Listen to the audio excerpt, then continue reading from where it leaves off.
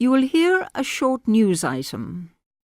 Fill in the gaps in the summary below with the correct word or phrase according to what you hear.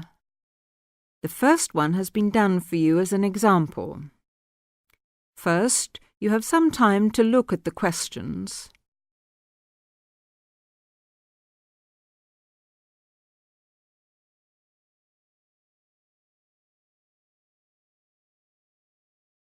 Now, listen to the news item and answer the questions. The police are continuing their investigations and, based on new leads, expect to make an early arrest. The drought in northern THR continues to worsen, with tens of thousands of hectares of once lush pastoral land having now been without a single drop of rain for over 11 months.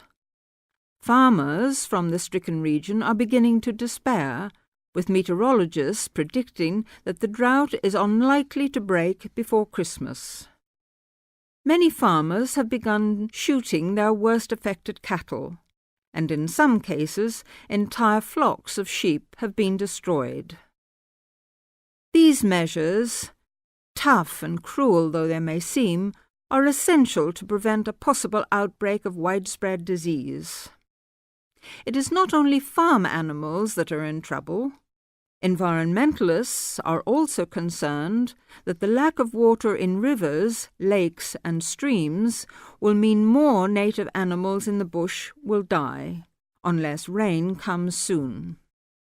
They believe the drought could have a lasting effect on the populations of such native animals as kangaroos, wallabies and koalas. Our reporter, Colin Harrison, is in Vance, talking with long-range weather forecaster Joseph Singer. Over to you, Colin. Joseph, can you give any indication as to when we might receive some rain in the affected regions of THR? Well, it's hard to say, of course, but I'm confident that the drought will break within approximately 2 months. If you look back at the data kept of previous periods of drought, over the last 100 years or so, you see a cyclic pattern of severity developing, and we're now at the short end of the last cycle. I'm fairly certain that we'll see some rain either just before or just after Christmas. Let's hope so. Thank you, Joseph. Colin Harrison from the very hot and dry town of Vance in northern THR.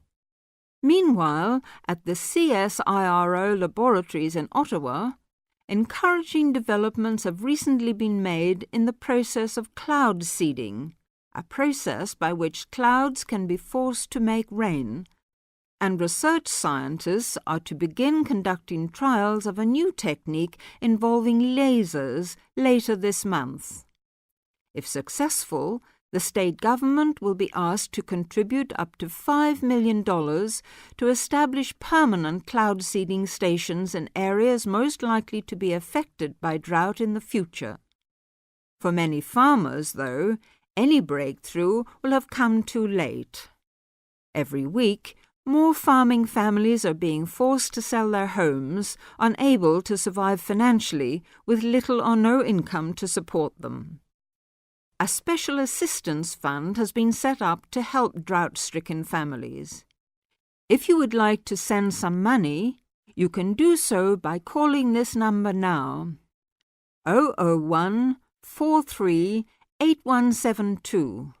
I'll repeat that number, 001 43 8172.